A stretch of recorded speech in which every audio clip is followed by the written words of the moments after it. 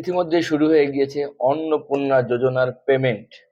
ইতিমধ্যেই এখন পহেলা জুলাই সন্ধ্যা 7টা এই সময়ের মধ্যে বহু মানুষের পেমেন্টের কিন্তু আমরা খবর পেয়ে গিয়েছি।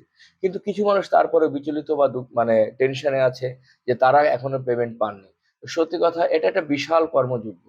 আমরা ইতিমধ্যে জেনেছি 1,60,00,000 মানুষ আবেদন করেছিলেন, তার মধ্যে প্রায় 25 লাখ মতো এটাকে বাদ দেওয়া হয়েছে।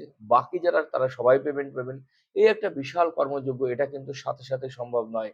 অতএব এটা একটু সময় লাগবে। আর তাই প্রত্যেককেই বলবো, আজকের রাত 12টা নয়, আগামী দিন পর্যন্ত আপনারা অপেক্ষা করুন। এবং সবাই তো পাবেনই, আর যদি তার মধ্যেও কেউ কেউ বাদ থেকে যান তাহলে অবশ্যই আপনারা আপনাদের উপযুক্ত নথি প্রমাণ নিয়ে বিডিও অফিসে যোগাযোগ করুন। কারণ অনেক সময় দেখা যাচ্ছে বিভিন্ন রকম প্যানিক, ভুলভাল তথ্য বিভিন্ন দিকে প্রচার করা হচ্ছে, ছড়িয়ে দেওয়া হচ্ছে যে যদি কেউ ইনকাম ট্যাক্সের আওতায় তার হাজবেন্ড থাকে তাহলে সে পাবে না, তাদের বাড়ি বা তার বাচ্চা যদি প্রাইভেট স্কুলে পড়ে তাহলে সে পাবে না। তো এইগুলো সম্পূর্ণ একদম মিসগাইড করা হচ্ছে, এরকম কোনো কিছু নয়।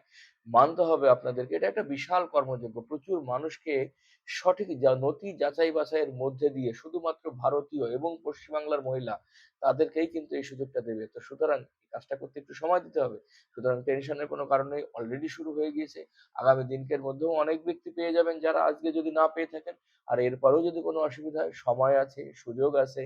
এটা চলবে মোটামুটি গড়ে 3 মাস ধরে। সবেমাত্র একটা মাস এটা অতিবাহিত হয়েছে, এখনো 60 দিন সামনে রয়েছে।